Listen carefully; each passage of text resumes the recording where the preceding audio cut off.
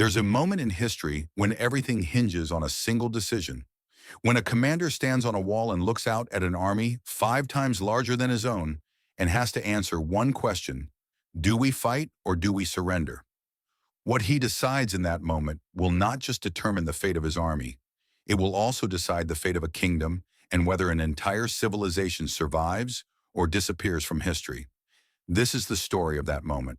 But before we get there, we need to understand the forces that collided on a muddy field in 645 CE in a place called Ansi Fortress in what is now Manchuria.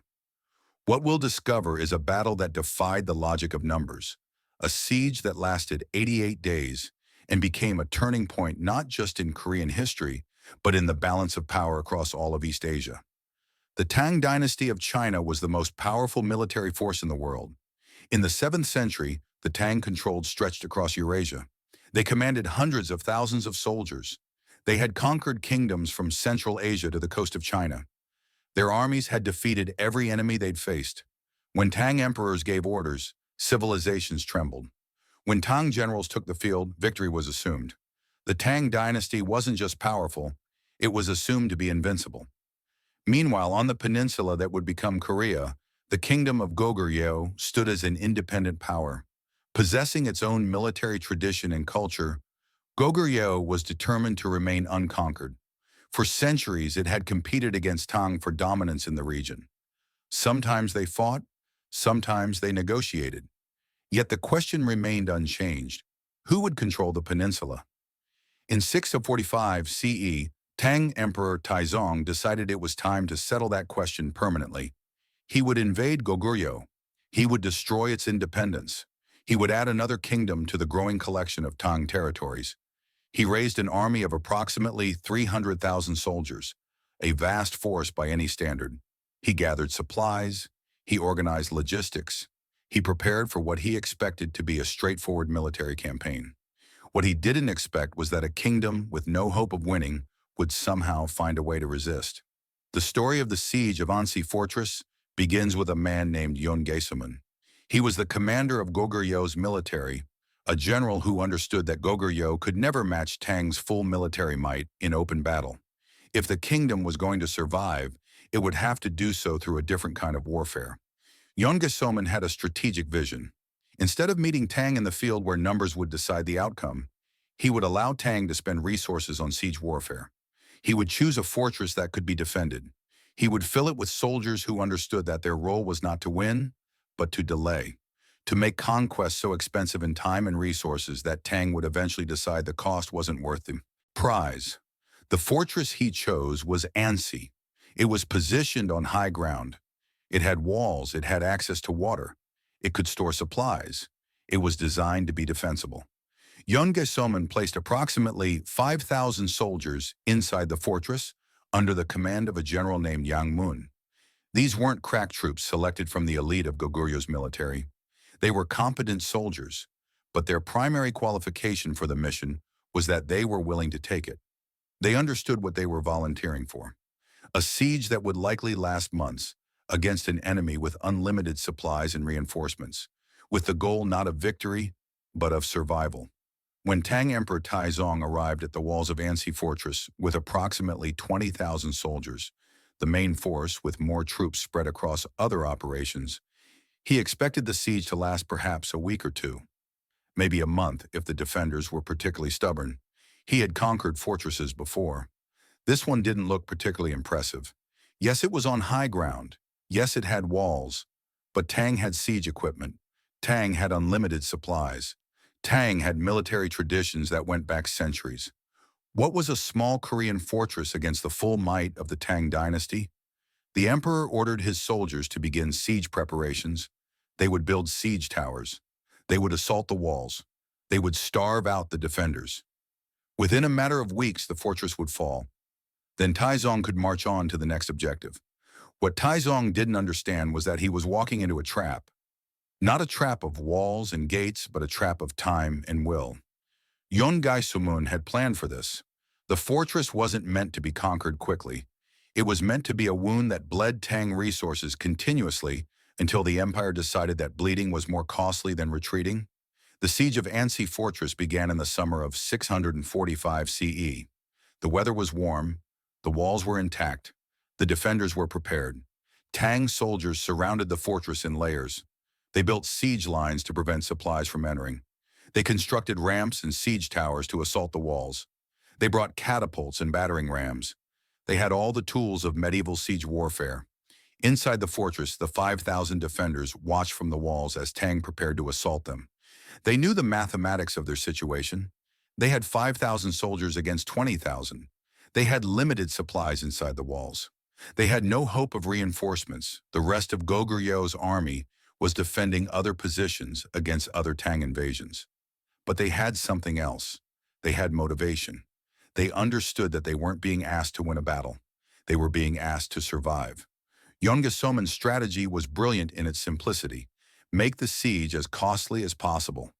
Every soldier the defenders could kill would be one less soldier available for the rest of Tang's invasion. Every day the siege lasted would be resources consumed that Tang couldn't use elsewhere.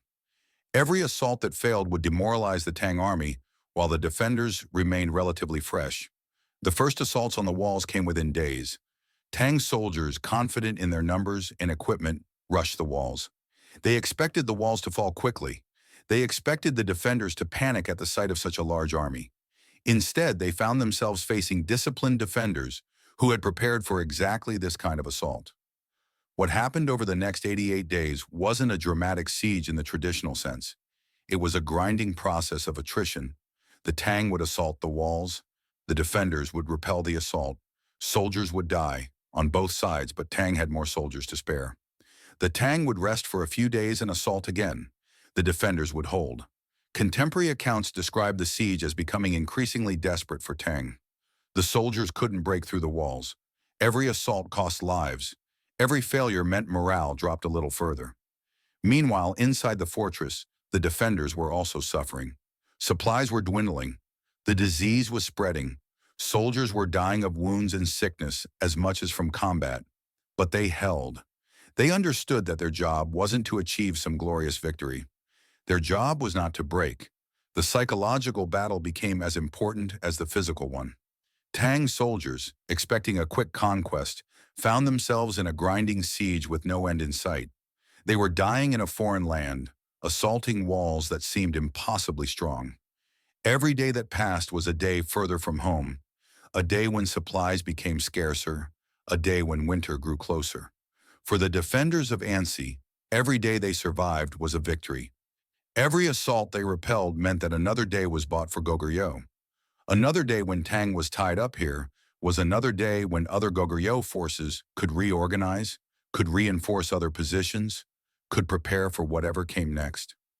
By late autumn, something crucial happened. Weather and logistics began to favor the defenders. Winter was approaching. Tang soldiers from the warm south of China were increasingly suffering from the cold. Supply lines stretched back hundreds of miles were becoming harder to maintain as winter came on. Horses were dying. Soldiers were getting sick. Meanwhile, the defenders of Ansi, while suffering, were adapted to the climate.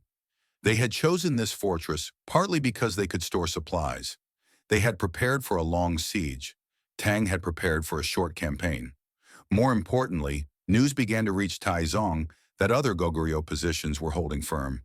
Tang had expected a quick collapse. Instead, Goguryeo resistance was holding everywhere. The empire that was supposed to be conquered in weeks was still fighting after months.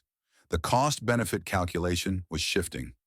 Every day that passed made the cost of continuing the siege higher and the likely benefit lower.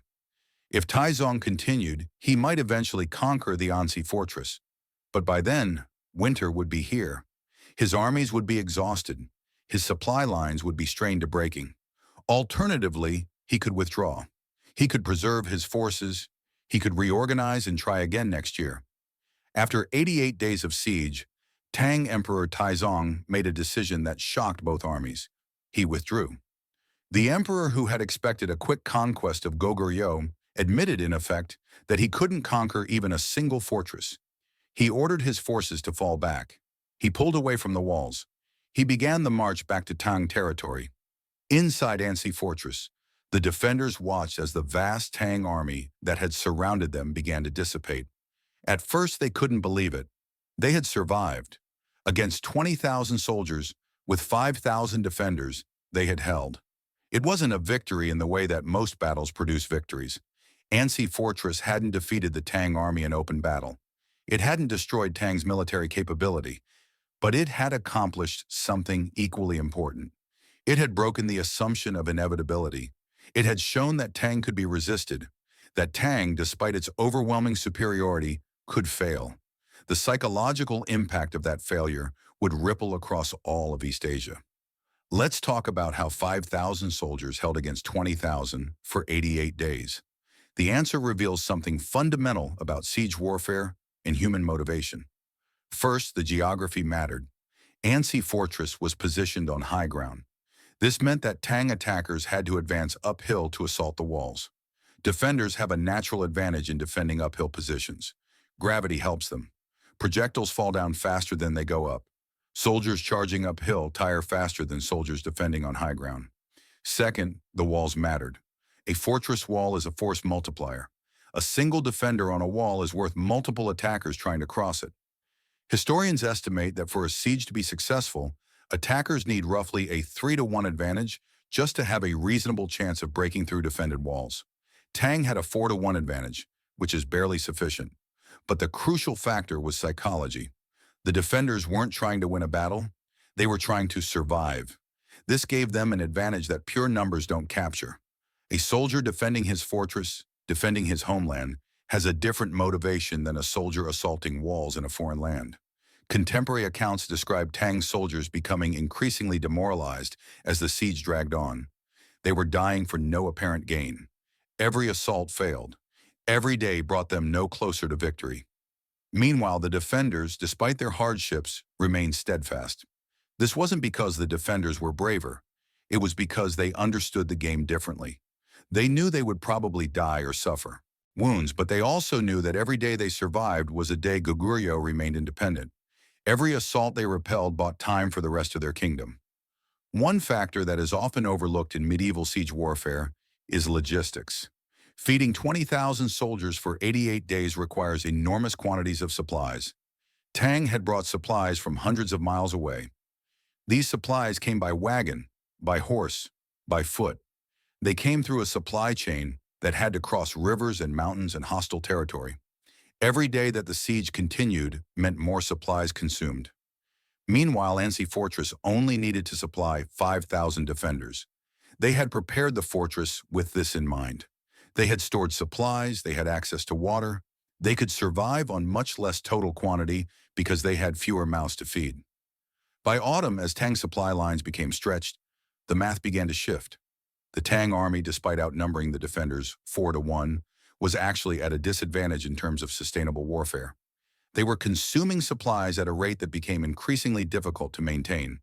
Goguryeo, understanding this, had made the correct strategic choice. Instead of trying to defeat Tang in the field, where superior numbers would decide the outcome, they had chosen to make Tang's victory too expensive, in time and resources, to be worth achieving. The actual weapons used at Ansi Fortress weren't particularly remarkable. Both sides used bows and arrows, spears, swords, and armor that were typical for the period. Tang had some siege equipment that Goguryeo didn't possess, catapults and siege towers that the empire had developed over centuries. These weapons gave Tang an advantage in assaulting fortified positions. But the advantages of siege equipment are limited. A siege tower only helps if you can get it close to the walls. A catapult only helps if it can breach the walls or kill enough defenders that the remaining defenders can't hold. Tang had both, but neither was decisive against a fortress that was well prepared and well garrisoned. What the defenders of Ansi had was preparation. They had fortified the walls. They had stored supplies. They had rehearsed their defense. They weren't surprised by Tang's tactics because they understood what Tang would try and had prepared accordingly. In many ways, the actual combat at Ansi wasn't that different from other medieval siege warfare. What made Ansi different was the strategic context. This wasn't a fortress being randomly sieged. This was a fortress that had been deliberately chosen and garrisoned as a part of a larger strategy to make Tang's invasion as expensive as possible. When Taizong withdrew from Ansi Fortress, he didn't admit defeat in so many words. He claimed he was withdrawing for strategic reasons. He claimed he would return next year to finish the conquest, but he never did return to Ansi Fortress. The failure at Ansi, combined with resistance at other points, convinced Tang that conquering Goguryeo would be far more expensive than originally anticipated. Taizong launched additional campaigns against Goguryeo over the next decade, but none achieved the decisive victory he sought. Eventually, Tang and Goguryeo reached an accommodation. Goguryeo remained independent. Tang's expansion into the peninsula was halted. The balance of power in East Asia shifted. This wasn't because Ansi Fortress destroyed Tang's military. Tang remained the most powerful empire in the world, but Ansi proved that even Tang could be resisted. That overwhelming numerical superiority wasn't always decisive. That a smaller force, properly positioned and properly motivated, could make conquest impossibly expensive. The message spread across Asia. Tang could be challenged. The assumption of Tang inevitability had been broken. Yeon Gaesomun, the commander who had conceived this strategy, demonstrated something that separates great military leaders from merely competent ones. The understanding that military victory isn't always achieved through winning battles. Sometimes military victory is achieved by making the enemy decide that winning isn't worth the cost. Yeon Gaesomun didn't try to destroy the Tang army. He couldn't. Goguryeo simply didn't have the military power to defeat the Tang in an open battle. Instead, he did something more subtle. He forced Tang to play a game that favored Goguryeo. He chose terrain that made the assault difficult. He held supplies that made a quick conquest impossible. He required Tang to commit resources that the empire could sustain, but only at great cost. This strategy wouldn't work against every opponent. Against a weaker enemy, it would merely delay the inevitable. But against an opponent like Tang, which was fighting to expand its empire rather than fighting for survival, attrition becomes a weapon. After Ansi, after spending months assaulting walls without a breakthrough, after losing thousands of soldiers for minimal gain, Tang's strategists had to ask themselves, is this conquest worth what we're spending? The answer eventually was no. Here's something that numerical analysis of battles often misses. Motivation isn't quantifiable, but it's decisive.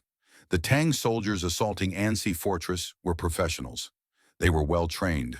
They were equipped with the best weapons available, but they were also fighting in a foreign land, far from home, assaulting walls for no apparent gain. Every day they remained at Ansi was a day further from their families, a day their supplies diminished, a day their prospects dimmed. The defenders of Ansi were also professionals. They were experiencing hunger, cold, wounds, and death. But they were fighting for something tangible, the independence of their kingdom. Every day they held the fortress was a victory. Every assault they repelled was a success. This difference in motivation wasn't absolute. Some Tang soldiers were highly motivated. Some Goguryeo soldiers wanted to surrender. But on average, across thousands of soldiers, the defenders had a motivation advantage that pure numbers don't capture. A siege is a strange form of warfare because it forces a mathematical standoff. Attacker and defender both know, roughly, how many soldiers each side has. Both know that the fortress either will or won't be taken. The question becomes not who will win, but who will break first. At Ansi, the answer was Tang. Not because Tang's soldiers were cowards, but because the motivation to continue the siege eventually fell below the motivation to withdraw and fight another day. The siege of Ansi Fortress became a legendary event in Korean history. It's still studied in Korean military schools. It's still referenced in discussions of strategy and tactics. But it's also a lesson for any military strategist in any era about the limits of numerical superiority. An army 5 times larger doesn't guarantee victory if the smaller army is properly positioned, properly supplied, and properly motivated. More broadly, Ansi demonstrates that wars aren't decided solely by raw military power. They're decided by strategy, by psychology, by the willingness to pay the cost of victory. An empire that can field 10 times more soldiers than its enemy still has to decide whether victory is worth the price. For Goguryeo, the price of independence at Ansi was high. The fortress's defenders suffered casualties. They experienced hardship, but they preserved their kingdom's independence for another generation. That was worth the cost. For Tang, the cost of maintaining the siege was increasing while the benefit was uncertain. Eventually, the empire decided that other priorities were more important. That withdrawal was strategically sound. That Goguryeo continued independence was acceptable. Here's an irony that defines the siege of Ansi. The defenders weren't stronger than the attackers. They were weaker in every measurable way. Fewer soldiers, fewer supplies, worse equipment, no reinforcements. But by choosing ground where the attacker's numerical advantage was minimized, by making attrition the deciding factor, by having the will to endure what others would break under, the weaker force defeated the stronger force, not through a dramatic battle, not through some clever tactical maneuver, but through the simple grinding decision to continue existing, to continue defending, until the larger force decided that continuing the assault was no longer rational. This is a form of victory that doesn't appear in casualty statistics. Ansi Fortress probably killed fewer Tang soldiers than the Tang would lose in a single large open-field battle. But those deaths were concentrated in one location, one siege, one fortress. The psychological effect was multiplied. Tang soldiers died assaulting the same walls, day after day, week after week, month after month. They died not because they were losing a battle, but because they were losing a war of attrition against walls and will. When the siege of Ansi Fortress ended, the political map of East Asia shifted. Goguryeo remained independent. Tang's expansion into the Korean peninsula was halted. The balance of power stabilized into a configuration that would persist for another century. This wasn't because Ansi Fortress was an overwhelming military victory. It was because the siege demonstrated that Goguryeo would not surrender easily. That conquest would be expensive.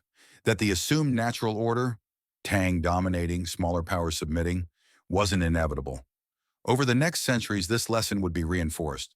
Goguryeo would eventually fall, not to Tang, but to a Korean kingdom called Silla. The Tang dynasty would itself eventually fall to internal collapse and external pressure. The idea that any empire could simply expand indefinitely would be shown to be an illusion. But for a moment in 645 CE, in a fortress on a hill in Manchuria, 5,000 soldiers held 20,000 at bay and proved that numbers alone don't determine outcomes. They proved that terrain matters. They proved that preparation matters. They proved that psychology matters. They proved that the will to resist can be a more powerful weapon than the weapons themselves. The siege of Ansi Fortress lasted 88 days. In that time, approximately 5,000 Korean defenders held approximately 20,000 Tang soldiers in check. Estimates of casualties vary, but conservative estimates suggest Tang lost at least 10,000 soldiers, probably more. Goguryeo's losses among the defenders were also heavy, but the surviving fortress garrison was sufficient to claim victory. When historians look at the siege of Ansi, they see a moment where the trajectory of East Asian history shifted. Not because a superior force was defeated, but because an inferior force refused to be conquered. Not because of a brilliant tactical maneuver, but because of strategic understanding and human will. The defenders of Ansi Fortress understood something that many military commanders miss. Victory in war isn't always achieved by defeating the enemy in battle. Sometimes it's achieved by making the enemy decide that continuing to fight isn't worth the cost. In holding Ansi for 88 days, the defenders achieved something that a larger army might never have achieved. They made the Tang dynasty reconsider whether Goguryeo was worth conquering. And in that reconsideration, history changed.